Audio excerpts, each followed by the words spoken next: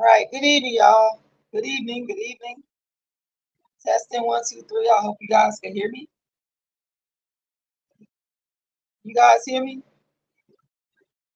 I hope y'all can hear me. Hold on.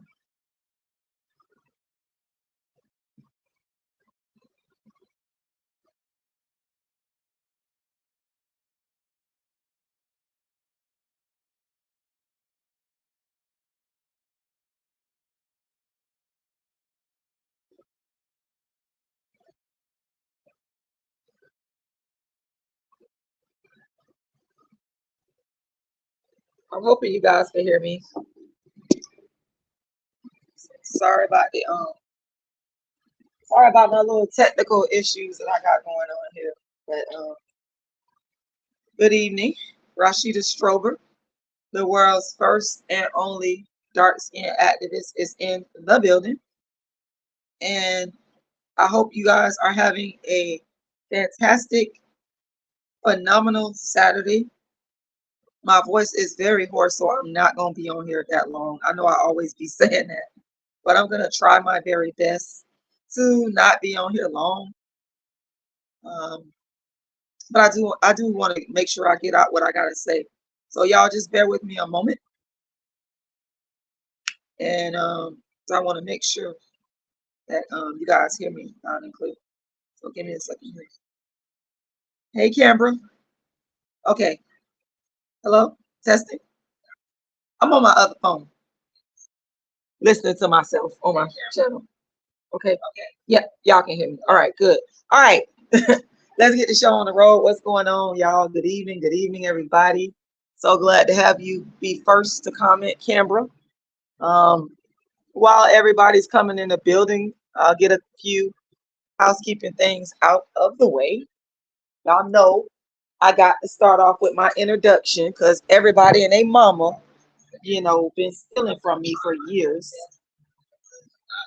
Oh, everybody and their mama been stealing from me. No. I started dark skin activism in the year 1998. Decided to bring it to YouTube. And that's when Black women who didn't know that talking about colorism was a thing, who didn't know that speaking about their dark skin issues was a thing, they watched me go viral for calling out the rapper Kendrick Lamar's darkism. I became Donkey of the Day by Charlemagne and the Breakfast Club as a result of that. And I went viral to millions back in 2015. And all these folks, all these Black folks on YouTube, they started watching what I was doing. They went to my website. They flocked to my channel. They studied me. They said I was nuts and crazy, and all you bitches copied me. So any bitch that you hear on YouTube or social media talking about colorism, dark skin, light skin, every motherfucking last one of them done stole from me. And y'all say, well, Rashida, why you go from zero to cussing real motherfucking quick? Because I'm tired of people stealing from me. All these bitches owe me a debt of gratitude and money because they stole from my platform and started talking about colorism. And now these bitches are monetizing it. And none of y'all don't deserve it. You are not the dark-skinned activists. You did not create the first colorism channel on social media. All you bitches did is steal. So before I even continue, that's going to always get said. Before I even move on, that is going to always get said. People, because I'm so tired of being stolen from. You know, I need me a really good lawyer that's going to stay diligent on the case and sue every last one of these plagiarizing females and males on YouTube. Eventually, it's going to come down to that. Eventually, I am going to sue you plagiarizing motherfuckers that are ripped off from my brand, and you're making money off of my thoughts and ideas and my intellectual property. Make sure you guys hit the like button. Make sure you guys hit that share button. make sure you also donate, because that's another thing. I don't never get enough donations for all the work that I've done. And I feel that you all should be donating more because you're enjoying my content. You know, you're being entertained. That's the truth. You are, whether you want to admit to it or not. Whether you like me or not, that's not even relevant. You're here enjoying, and I think that you should donate. Um, and that more so goes to the people that always come to this channel. They want to start mess with me. They want to argue with me. They want to take up my time and my space and my energy, but you never want to donate. The Cash App is right on the screen. $ Rashida Lala. Once again, $ Rashida Lala. And make a donation. Also, I need to announce that I'm working on producing my show on the Dark Skin Activist Tour called Burnt Black Crispy Biscuits. Okay? Burnt Black Crispy Biscuit. That's the name of it. And I'm raising funds for that as well. So make a donation. If you donate, you can always go to my website. And even if you don't, actually, and download a free ebook copy of my book entitled Darkism, 25 Ways Dark Skinned People Are Discriminated Against. And to those of you that support me and love me, y'all already know, I'm not angry at you. I'm not upset with you. I'm angry at the people that have done me wrong. And when I come on here and I speak, I'm speaking to those people. So if you're rocking with me, if you really care, if you really support, you know that I am not talking to you. I mean you no harm. This is just the way that I express and articulate myself sometimes. And, you know, I have to always, every time I go live, I always have to give that monologue about people on YouTube that have ripped off and stole from me for almost 10 years. They owe me their whole channels. All their money should be coming to me. And that's one of the things I want to fight for when I do get an attorney. I want their money that they making off of my intellectual products and thoughts and my intellectual property. I want that money to come to me. All right. So now, as the dark skin activist, the world's first and only dark skin activist, because it's only one, and that's RASHIDA STROBER. There'll never be another. It's only one. Only other person I pass on the torch to is my black dark skinned daughter, Lauren. As the dark skin activist, a part of this platform, which is the first platform to fight to end colorism, a part of this platform is to come up with solutions. One thing I don't like, y'all, is a person that complains and bitches and whines about their problem, but they don't have a solution. That's the one thing I can't stand. That's the one thing that will make me run away from people, not deal with people. I sit there and listen to you complain. I do that. But if you don't come up with some solutions to start solving the problem, eventually I'm just gonna stop talking to you. Because what is the point? I mean, do you just want to sit there and whine and bitch and complain and want to for me to suck up all your energy? I'm not gonna do that.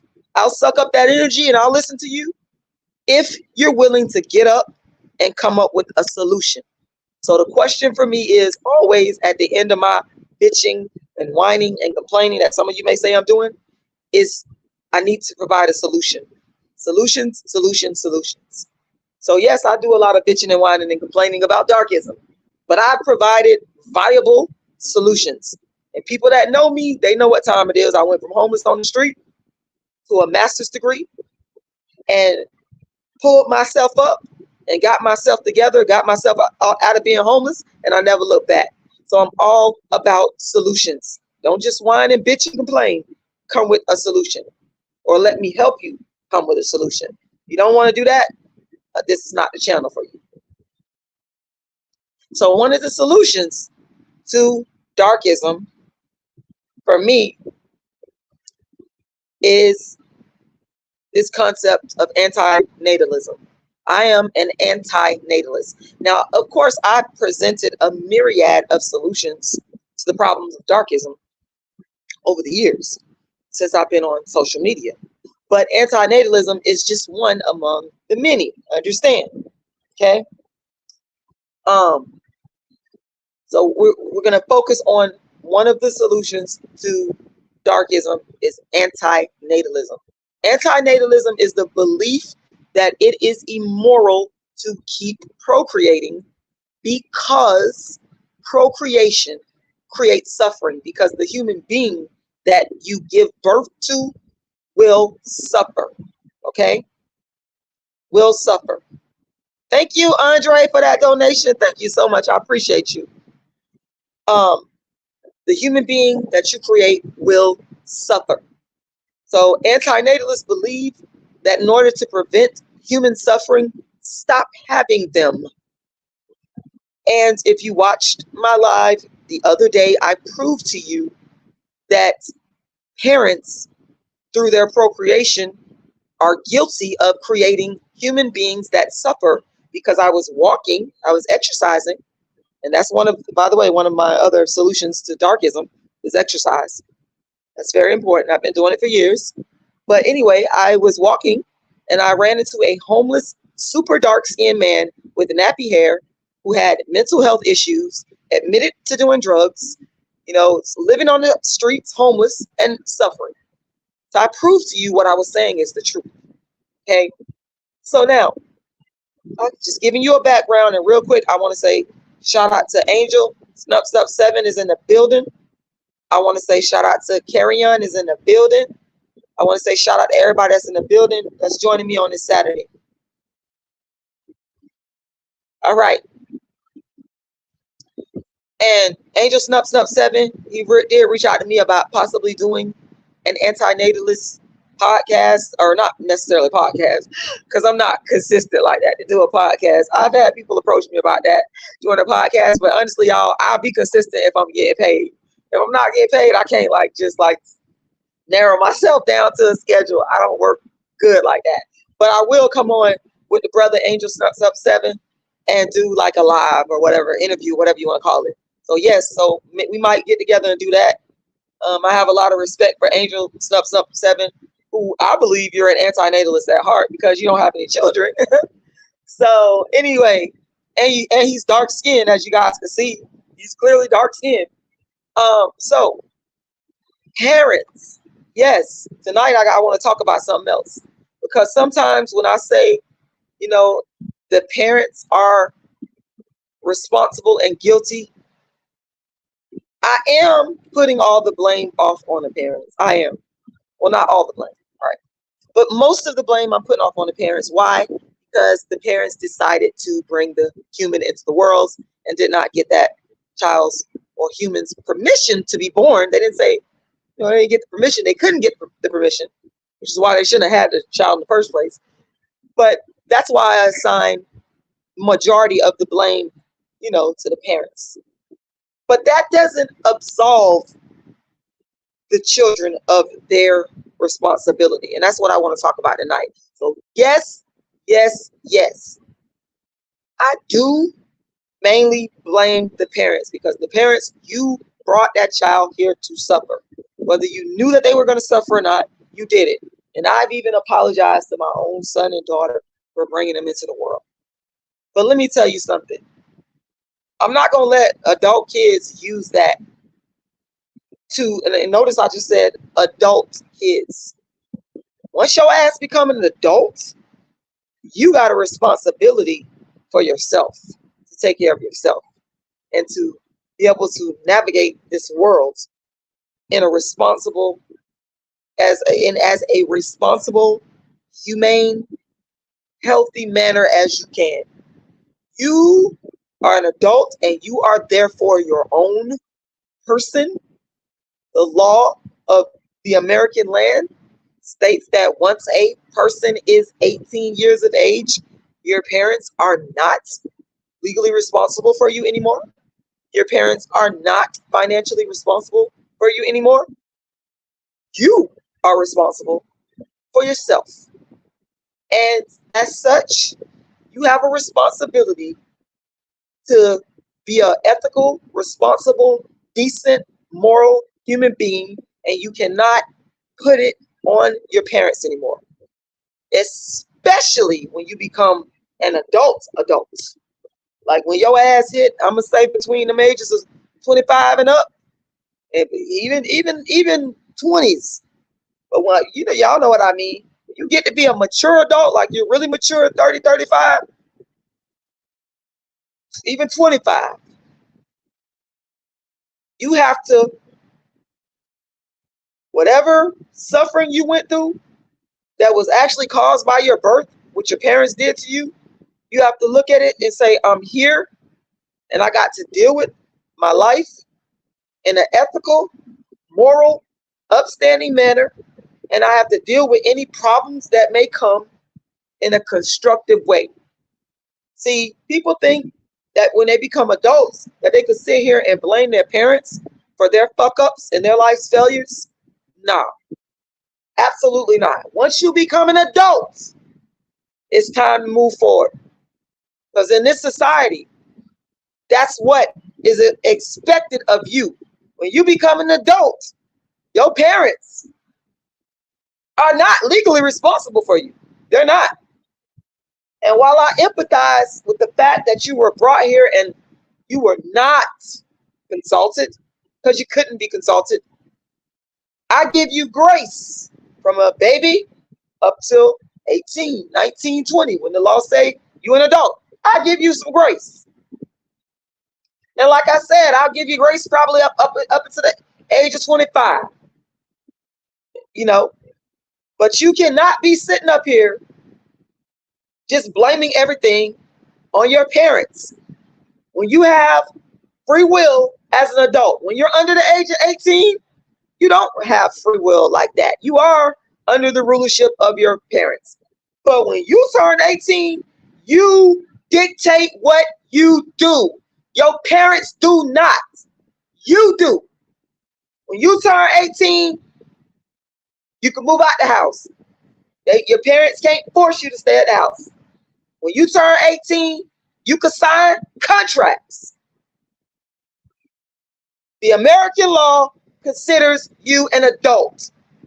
Now, if your parents are gracious enough after you turn 18, because they damn sure don't have to by law. I said they damn sure don't have to by law.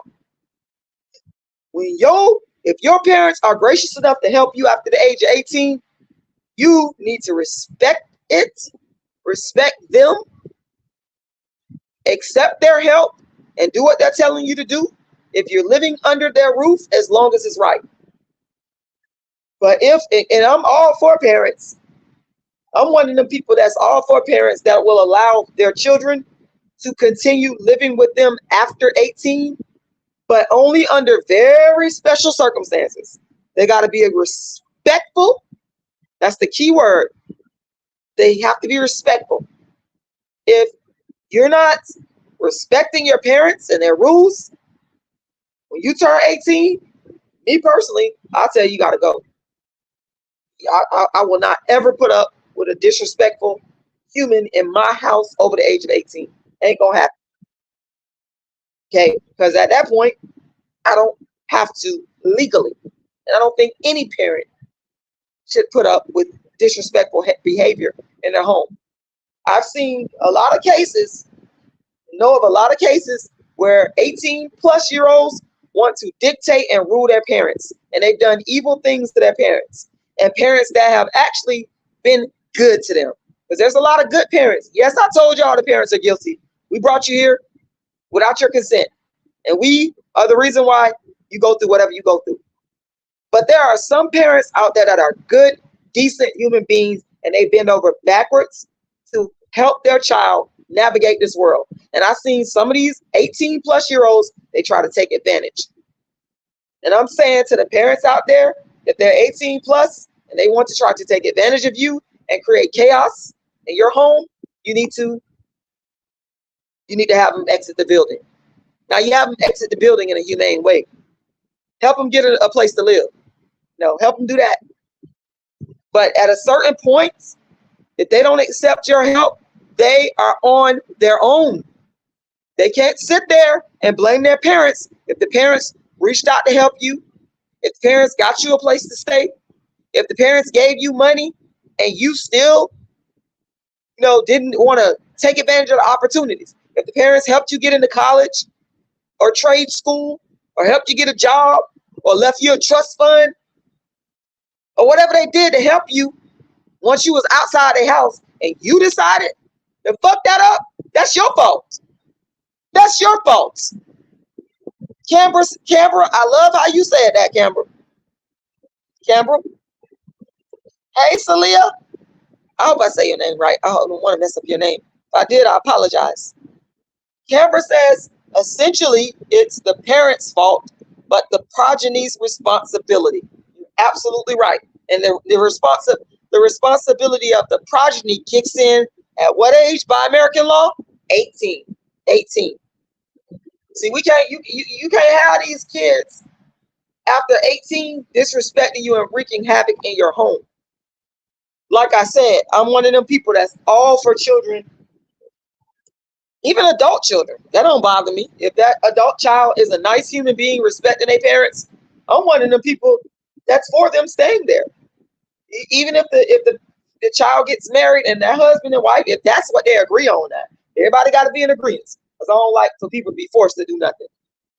But if everybody agree and everybody respecting each other, that's a great situation. That's a phenomenal situation.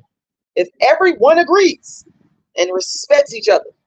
I remember, just to give you guys an example, and I speak from experience, of my own life experience with a lot of this, because my mother, she basically kicked all of us out before we turned 18. Only one that didn't get kicked out is my baby brother. I have 5 brothers. I'm the only girl, right? And before I turned 18, I was out there on my own. Before 18. Before 18. Okay? And I was out there on my own. I bounced around from relatives to friends. And, I was homeless. And I had to get out there and make a way for myself. And I did, by the grace of God. But I remember when I was 19 years old, make sure y'all hit that like button. Make sure y'all hit the Cash App. My Cash App is on the screen. I don't get enough donations. I ask everybody kindly to donate. If you enjoy my content, at least donate or hit the like button or the share button. My Cash App is $RASHIDA'Lala. $RASHIDA'Lala. Once again, $RASHIDA'Lala. Please make a donation. I turned 19, and by that time, I was up living in Tallahassee with my wonderful aunt. May she forever rest in peace. God, I miss her. She died in 2022. But at that time, I was living with my aunt. I moved to Tallahassee, and I was staying with my aunt. Just trying to find my way in the world, trying to get myself together. And this was after being about 3-4 years of being homeless and going through a very fucked up childhood where I was in poverty, where we used to get evicted. The sheriff department used to sit our stuff on the side of the road. But, I'm not blaming nobody. It's actually my mom's fault. I'm just telling y'all what happened. So I picked up the pieces, and it wasn't no YouTube. It wasn't no YouTube around where I could come online. They shout out to Atlanta Street Interviews, Marcus. Love Marcus. But it wasn't no YouTube where I could come on and tell my homeless story and beg people for donations. No, I had to do it you had to do it on your own in the 90s. I worked. I washed myself up in bathrooms like McDonald's. And I went and got me a job, saved up my money, and got me an apartment and got myself enrolled into college. I did it all on my own and went right on straight through. Nobody ain't gave me shit, and I didn't blame nobody. I went out and did it. Again, I didn't bitch and whine and complain. I just went on and did what the hell I had to do. And I was on autopilot. I wasn't out here trying to,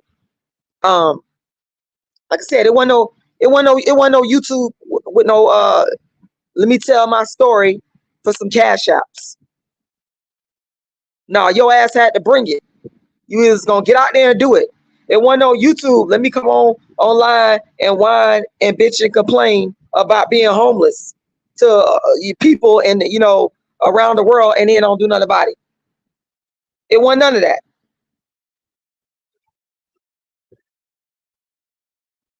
It wasn't none of that. I just got up, found me a job, and kept going until I made myself not be homeless. Got me an apartment, and people started helping me. So, while I do empathize, I donated to a lot of people. But all that whining and complaining and bitching, you can't do that with me because I was homeless and I pulled myself the fuck up out of it. So I don't be trying to hear all that shit.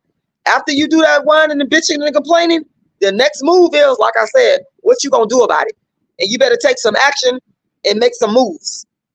And that's it, because that's the life I live. So I don't understand other folks who bitch and whine and complain constantly and don't make no results and no moves. I got to get the fuck away from them quick. Like I said, I was on autopilot when I was trying to get myself out of homelessness. I wasn't thinking about nothing else, but I got to get me an apartment. I got to get my GED. I got to get my college degree, and I did it. See, when you on autopilot and focus like that, them years right there, I wasn't thinking about my trauma. I wasn't thinking about none of that shit. I was thinking about, I'm going to get the fuck out of this, and that's exactly what happened. That's exactly what happens. And then once I accomplished everything, now I sit back and I think about, now I start to think about it.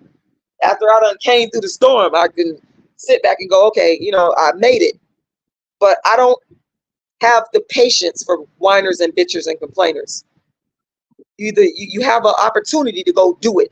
Stop talking, go do. That's how you get results. After a while, you gotta shut the fuck up and just do. Move in silence. And that's why I appreciate coming up in an era where there was no social media. There was no YouTube. There was no way you could come with the bitching and whining part and no actions taken. I didn't have that distraction. So I'm happy about that. So I lived at one point with my aunt in Tallahassee. And I came back to St. Petersburg and I lived with my mama for a minute. And I remember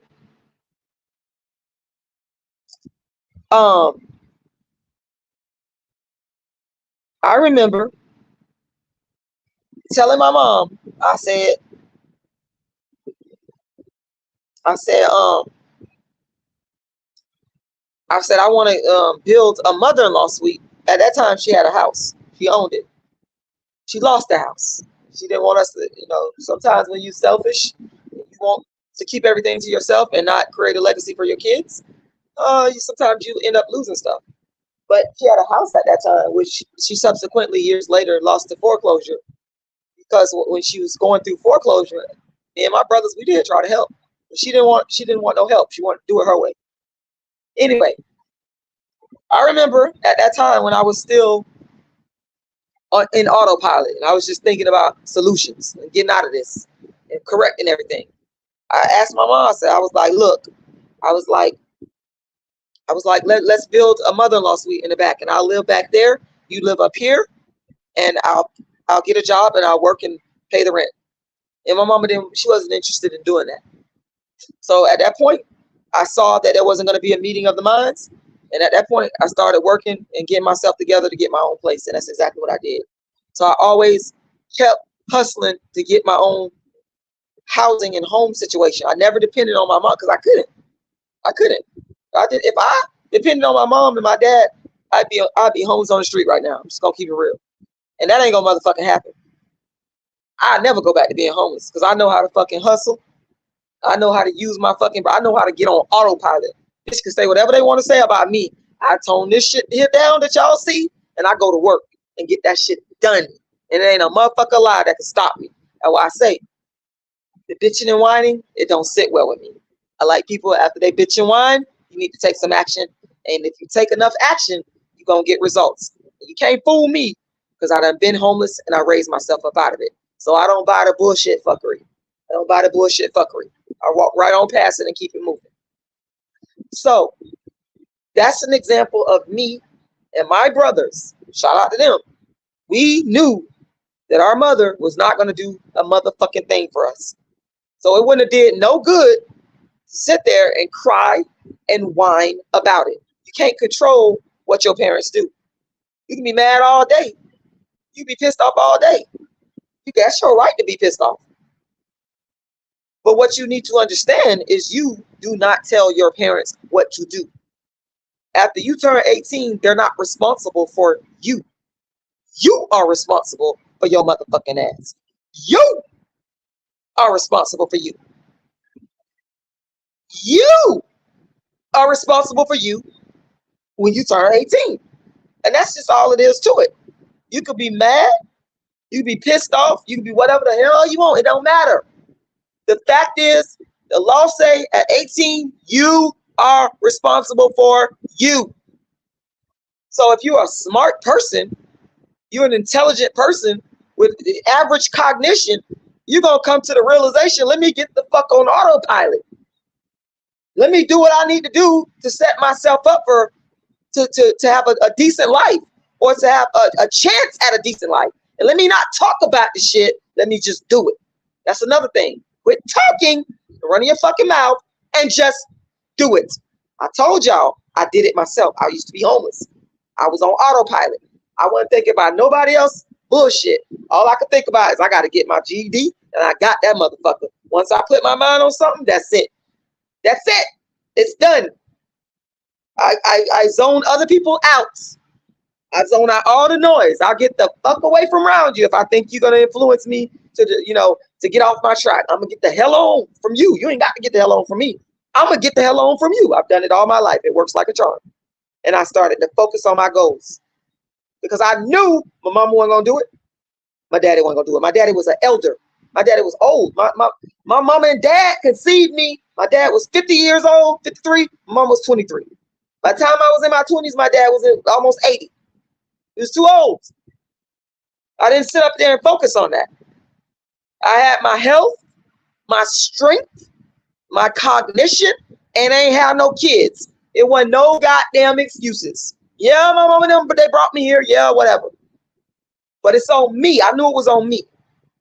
Got my GED, enrolled myself in college. With my dad, he did provide his income. My mama wouldn't do it.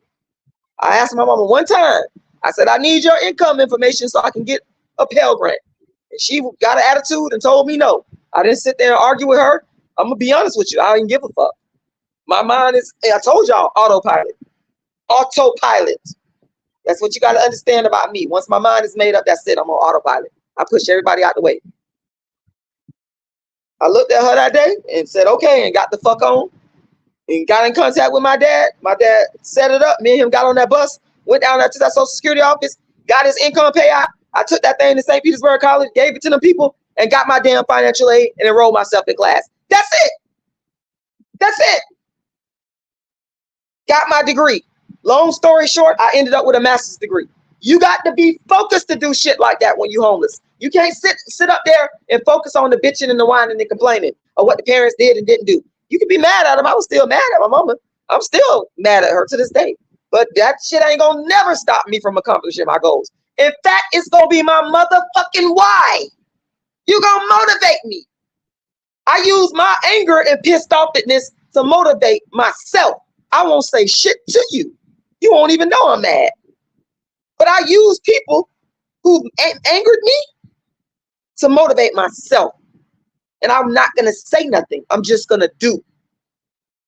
It's in the doing. It's in the doing. It's in the doing. Shut the fuck up and do.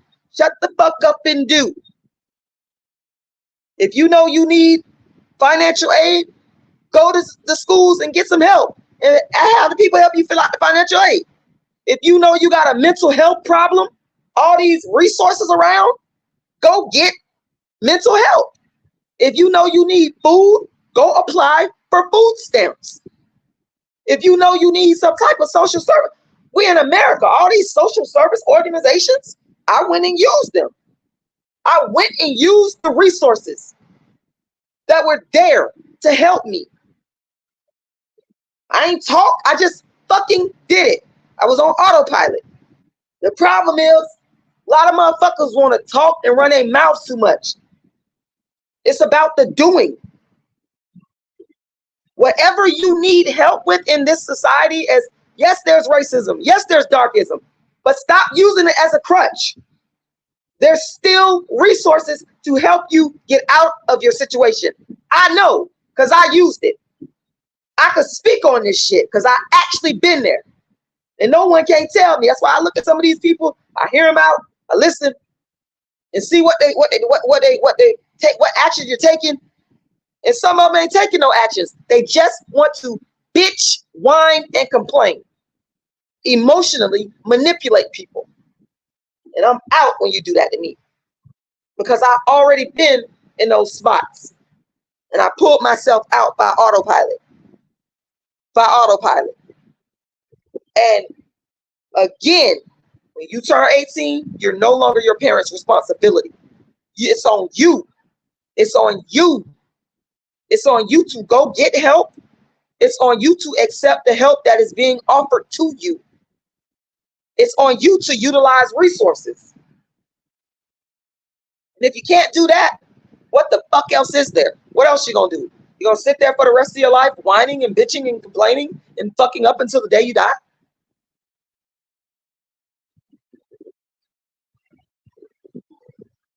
So yeah, the main idea behind this live, yes, it's the parents' fault for bringing you into this world. As an antinatalist, it's the parents' fault. But as Canberra so graciously stated it, you said essentially it's the parents' fault, but the progeny's responsibility. And that's the problem. The progeny sometimes gets stuck in their bitching and whining and complaining and not taking action to move forward. So, you know, I had to come on here and say this because people are always saying that I'm blaming parents. They accuse me of, you know, they think that I don't have any compassion or empathy on the parents, but I actually do. They think that, you know, I should kind of ease up on going at parents for bringing children into the world.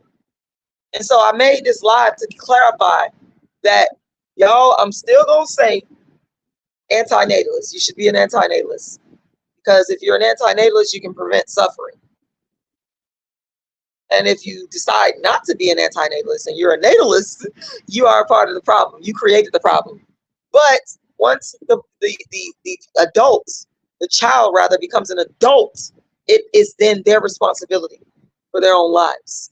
And ideally, you would want to try to work with your parents if you can, but we know a lot of times children do not get along with their adult parents because the child becomes his or her own person, and the values may not align. It may not align. It's just the way it goes. It's happened in millions of families. I would love to see harmony. I really would, but that's not the reality for a lot of people. So if you can't get along with your parents, like I knew I couldn't get along with my mom. I knew I even to this day, I don't even like my mom, but I love her. I love her. I love her. I fight a bitch for her. I ain't gonna tell no fucking lie now. I ain't gonna lie. Don't fuck with my mama now. Don't fuck with my mama. Don't try it. It'll be some problems. But I respect her enough to I keep my distance. If she called me and asked me for some help, I'm gonna help her, but I'll be over here minding my business. Because I already knew that you weren't gonna do nothing for me and you didn't give me a good life. So I just said, let me just go and build my own shit. I'm independent enough, I'm smart enough, I'm intelligent enough. And not that I say let me just go build my own shit. I actually did it. I did it. Because it's in the doing. I told y'all I was on autopilot. You gotta block everybody else out. You gotta block the noise out and get on autopilot. And you can move mountains. I've done it. If y'all knew where I came from and where I'm at now, you'll be like, damn, I need a fucking movie. And motherfuckers knew what I went through. Sleeping in abandoned buildings, roach-infested houses, back when I was a teenager. And you really knew my story. Y'all better go listen to my a dark-skinned girl's triumph, the Rashida Strober story. YouTube it. It's right on YouTube. It's right here on YouTube. And I ain't even really get deep off into the story. If people knew where I came from and where I'm at now, they'll be like, damn, shit, they'll want me to mentor them. But I ain't got no patience for the bullshit. That's why I don't really like mentor people, because I like results. I don't like all them excuses. After you finish getting it all out, let's get the fucking hell on and get this shit done. And a lot of people can't get with that. They ain't strong enough to get with that. I'm a very strong person, and I like results. And if you ain't coming with it, I'm out. You ain't got to be out. I'm gone. And my personality has weeded out the weak. Because I'm not gonna tolerate it. We ain't gonna align. There ain't gonna be no arguments. I'm just gone. That's how I do it. I did that with my own mother. I'm gone. I did that with my own mama. I saw that we wasn't aligning. I'm gone. I don't need to talk. We don't need to have no fucking discussion. I'm gone, and I'm finna get this shit done. I bought my own car. I got my taught myself how to drive. Got my driver's license on my own. Man, I did so. Got my first apartment on my own. Enrolled myself in college on my own. Nobody helped me do that shit. I did it on my own. So if I see that a person is not on it and ready to get some results, I don't give a fuck who you are. I don't care who you are. I'm gonna leave you. You ain't gotta leave me. I'm gonna leave you. And it ain't gonna be nothing said. It ain't gonna be no discussion. We ain't gonna argue. We ain't gonna fuss. We ain't gonna fight. I'm fucking gone because I don't have the patience for it. I know I got so much shit I gotta do for self-improvement for myself. If you ain't with it, I'll help you. I'll help you to the end until I see that you about bitching, whining, and complaining. I gotta go. So let me read some of y'all comments. I'm just giving y'all insight into who I am and what I'm about and what I had to, the mindset I had to have. I had to be a fighter. I'm a fighter. I'm a mental fighter. It's all mental. It's all mental. I'm a mental fighter. I'm a mental. Before I even came on YouTube, I rebuilt my motherfucking life before I touched on YouTube. I've been built my life. I've been the dark skin activist. I ain't waited on nobody to motherfucking save me. I save my motherfucking self. What you think dark skin activism is? It's a movement to save myself as a dark skinned woman, get myself out of my own oppression. I saved myself before I came to YouTube. So I'm trying to give you insight into who I am as a person and my beliefs. TJ says, hey, Rashida. Hey, TJ. Camber says, and I don't mind helping somebody who wants to help themselves, but once I see you don't, I'm out. I know that's right. I will fucking haul ass, and I ain't gonna say nothing. I ain't finna be arguing. Cause once I stop arguing with a bitch, that means I don't give a fuck. When I get quiet and don't say nothing, then you know it's a done deal. If I'm still arguing with your ass, I probably care. But if I ain't arguing with your ass, that's it. We're done. I'm not putting out no more energy. We're finished. Because I know that you're not about results. You're about bitching and whining and complaining, and that is what little children do. Adults bitch and whine and complain. Yes, adults, we bitch and whine and we complain. But the difference between adults and children is that we as adults that bitch, whine, and complain, we find solutions and we enact the solutions. That's what we do. That's what mature adults do. Canberra says, shaking my head, imagine having kids and not helping them. Glad for anybody who got it together in spite of their selfish parents. Yeah, there's a lot of parents that don't help their kids. But the flip side of that is there's parents out there, I want to make it clear now, there are so many parents that help their children. But the children, I'm talking about the adult children. But the adult children are rude, nasty, mean, violent, in denial of their problems. And they create problems for their parents and they give pushback. So in that case, if you have children like that, you have to let them go. You can't allow yourself to be drugged down with their foolishness when you know you try to help them. So that's a flip side to that. It's some very good parents out there. I don't want to insinuate that there are great parents and there are bad parents. There are great children and there are bad children. There's good and bad in the parents and the children. I want to be clear. I don't want nobody to try to misconstrue. I'm not saying you're doing that, Camber. I'm just saying some people are come in my comment sections lying on me and trying to misconstrue me. So let me make it clear. There's good parents. There's bad parents. There's good kids. There's bad kids. There's good parents. There's bad parents. There's good kids. There's bad kids.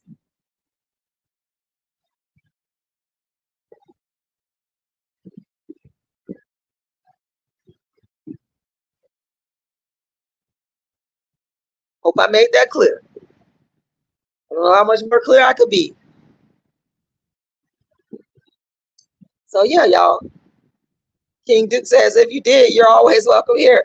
King Duke, I told you now about my OCD now. I don't know if you can handle that OCD. Oh my goodness. Okay, so that's what I have to say today. I gotta get out of here. And man, I want to thank everybody that tuned in. I appreciate y'all. I really do. The people that commented and the people that are not commenting but listening. I got appreciation for all of y'all. I want to say thank y'all for listening to me, taking the time out to listen. It's a privilege and an honor. Carry on. Thank you. It's a privilege and an honor when people come on here, Celia, and listen to what I have to say, because you don't have to. And I'm always very grateful. I'm the type, I came from such fucked up background. I'm grateful for everything I get. I'm a grateful person. I be thanking people, man, from the bottom of my heart, because I know what it feels like. I'm always grateful for whatever anybody gives me, or if people listen to me. You know, I be appreciative as hell. I know what it feels like to suffer and to struggle and not have nothing. So I'm grateful. Salaya. Did I get it right? Salaya. Please tell me I got your name right. Hope I did, because I want to make sure I'm pronouncing it right. I want to show you that respect to pronounce your name correctly. Salaya. All right. So there we have it, y'all. Look out for burnt black crispy biscuit. Burnt black crispy biscuit coming. Burnt black crispy biscuit is coming, y'all. Oh, I got it right. I'm so glad I got it right. Salaya. I gotta try to remember that. I'm gonna try my best. Y'all can go to my website, darkskinactivist.com, and download my ebook, Darkism. And I'm asking everybody to please make a donation. Y'all, don't just sit back here listening to me. Make a donation to my Cash App. It's $RASHIDA'Lala. It's right there on the screen.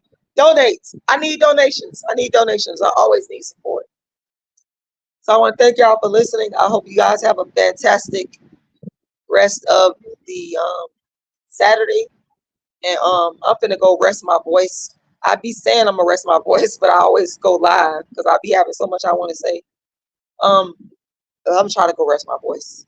I'm finna go drink me some tea. And oh, y'all want to know what I ate? I'm gonna tell y'all what I ate there. I fasted all day long. I did not eat nothing until about maybe an hour ago. I got up around 4 o'clock this morning doing my meditation, and I had some water, and then I followed that up with a mixture of a plant drink that I made myself. I don't buy this stuff from the store. I make my juices. Raspberry. I put some chlorella in it. Spirulina. Papaya. What else? I think that was all I put in there. And I mixed it up and drank it. And I drank that and a bunch of water and some tea. And then around, I think it was around about 5 o'clock, I decided to eat. And I sprouted some black beans. I had sprouted those over the last 2 days, and they were ready to eat. And so I made a green salad, some greens, dark green leafy vegetables. I don't deal with no iceberg lettuce. Ain't got no nutrients in it. Don't ever give me no iceberg lettuce. I'm not gonna eat it. Got my dark green leafy, and I put the some avocado, my black beans, some chickpeas. What else I put in there? Some cucumber, and I made a nice salad, and I ate that for my dinner and drank some water. And that's, people be wanting to know what I eat, but that's what I ate today. And I'm not gonna eat nothing else because I'm full. The fiber in the black beans to fill you up. And believe it or not, you can get full off of greens. I had a whole heap of greens, whole heap. And I buy my greens in like a 2 or 3 day supply, because I like fresh food, and I don't like a lot of stuff in my refrigerator. Y'all problem, let me tell y'all problem is, some of y'all don't want to hear this, but your problem is, if you're overweight or if you got some diseases going on, you got too much food in your refrigerator. That's another thing that I grew up with my mom, with the poverty mindset that I don't subscribe to this day. I don't like a refrigerator full of food. To me, that's irresponsible. To me, that's you're gorging. To me, I just, when I see a refrigerator full of food, I can't stand it. That's not anything that's healthy and in alignment with what I'm about. And I remember growing up, people in the ghetto and people in the hood, it was all about, I got a refrigerator full of food. I got a refrigerator full of food. They was all happy as hell. But that refrigerator full of food be filled with pork chops, ham hocks, steak, chicken, chips, cookies, white bread, sugar, Oreos, Doritos, Cheetos, donuts, all kinds of bad, horrible food that causes diabetes, cancer, high blood pressure, obesity. So for me, I don't operate like that. I like my food. I remember my mom stayed with me as an adult. She came to my house one day talking about, because she didn't see no meat in there. I had all these, a ton of fruits. Like I like frozen fruits. I keep frozen bananas, and uh, I like to freeze my fruits. So any given day you come here, you're gonna find frozen blueberries, frozen strawberries, frozen papaya, frozen bananas. What else I got in there? Cacao, frozen cacao. Yes, I freeze my cacao. Frozen cocoa butter, frozen vegetables like peas. I got some frozen collard greens in there. That's what you're gonna find in my freezer. Don't bring no damn chicken up in there, or it could be a problem. I'm gonna tell you, maybe you need to take that stuff and leave. I don't want to hear it. In my cabinets, I keep my little spices, but in my refrigerator, it's gonna be like fresh ingredients for salads. It's vegan food in there. To my mom, that's, oh, you ain't got no food. But I mean, you're the one with inflammation, and you know these little problems you got. I don't have those types of problems. I don't have high blood pressure. I don't have any diseases like that because of how I eat. I don't want all that stuff in there. And I keep my water in there. I keep my green tea. What else I got in that refrigerator? Like I say, I made my salad, so I like to refresh and replenish my salads. Lauren, by default, and I didn't even make her become vegan. She just eats this way. I don't know why. She just naturally eats this way. Um, she likes vegetarian food. I don't really see her choosing. We'll go out to eat. We went to a Jamaican restaurant, and she's not the type to really choose meat. She'll go after the vegetables. She might go after the fish, but she chooses vegetarian food on her own. Her dad is vegetarian. I'm vegan, and for me, I'm not interested in having a refrigerator full of food because I believe it leads people to snack, overeat, emotional eating, and you're doing all this extra, and that's why you're having all these health problems. So, I don't know if a person want to live with me. I keep fruits and vegetables in there. I got some beautiful apples up in there. I cut up some of the apples. Some of them are fresh on the counter. You know, um, that's how I eat, and I'd be happy as hell. I made some beans. I make a really delicious black bean cornbread dish. I take the vegan cornbread and put it at the bottom. It's like the crust, and top it with some black beans and some other spices. That's how I eat. I don't. You're not gonna find the fried chicken up in here. I can't. If you want to go, you want some fried chicken, I can't help you. You gotta go to Popeyes or Church's Chicken for that. I can't help you. So to me, it's not fashionable, cool, or cute to have a refrigerator full of food. Like, no, I need a refrigerator full of water and coconut milk, almond milk. I have a lot of different nuts in the refrigerator, stuff like that. That's what I eat. You know.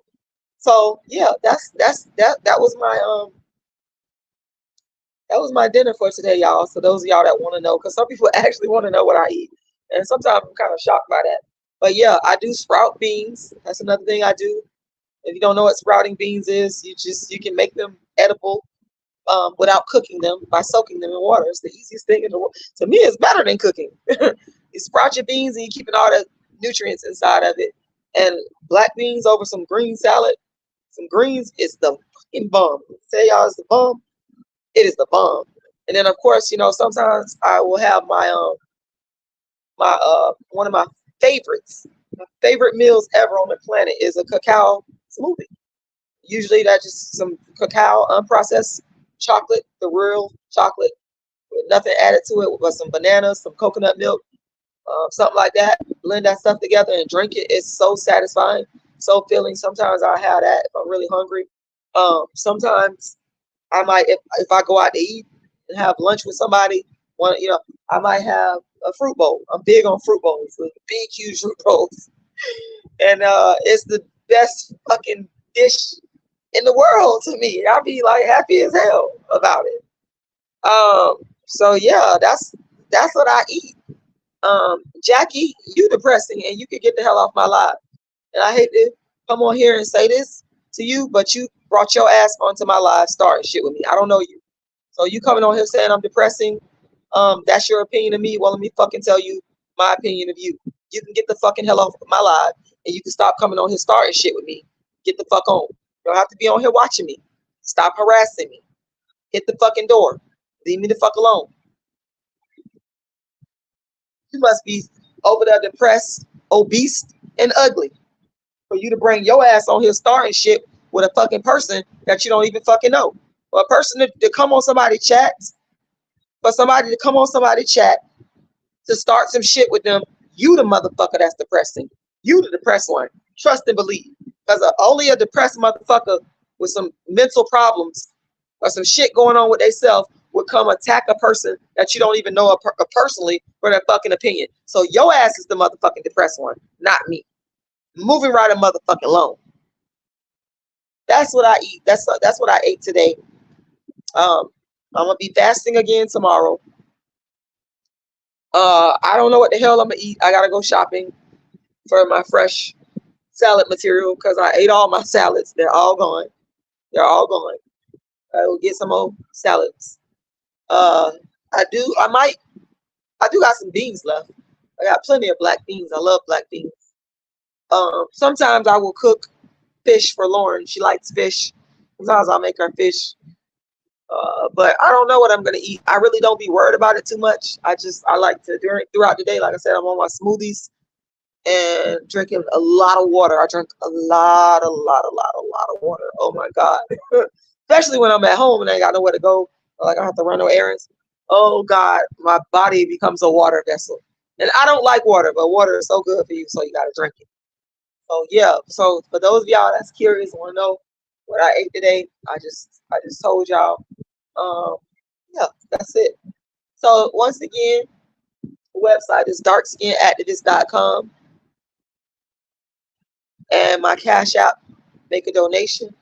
I would like to get at least one more donation before I leave this live.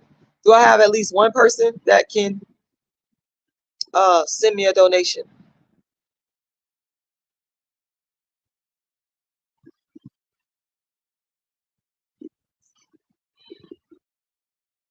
Do I have at least one person on this live that can send me a donation?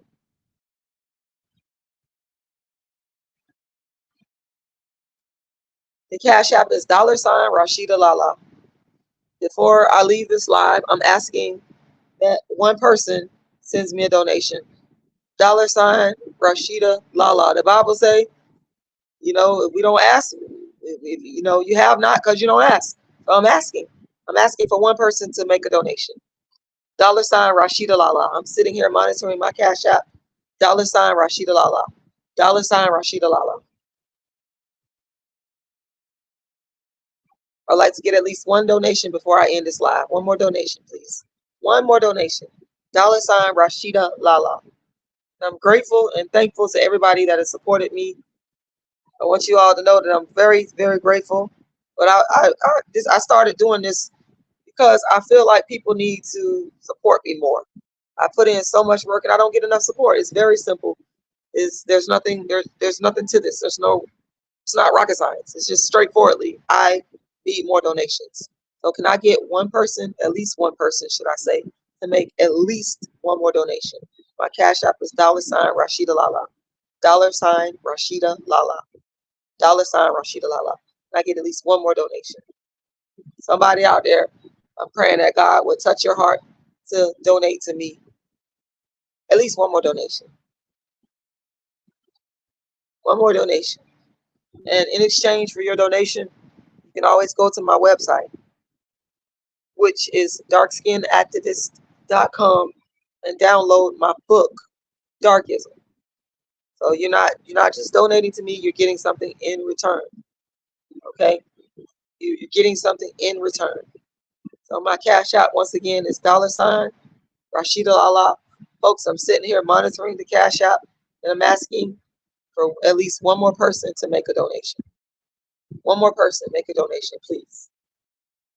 Can I get at least one more person to make a donation to show your appreciation for my content and for all the work that I put in?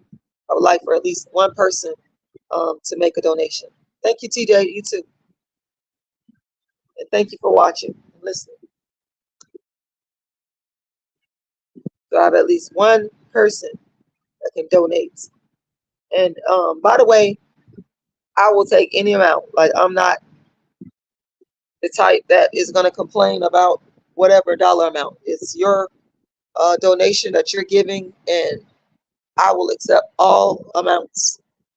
And I will be grateful and am grateful for all amounts. So can I get at least one person to make a Cash App donation? One person before I end the live. At least one person.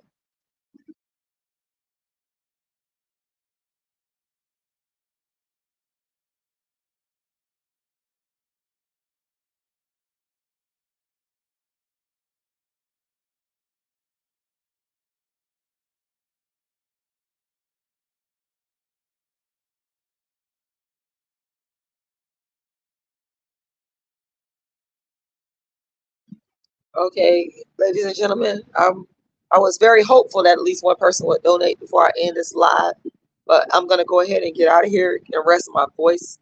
As I said, everything that I got to say, and I'm going to catch y'all on the next one. But I'm going to pray and ask God to, even after I end this live, to put it on whoever's heart that hears this to donate to my Cash App and support my channel and support me. My Cash App is $RASHIDA'S, and it's right there on the screen. And I will talk to you guys again soon. Y'all have a great evening.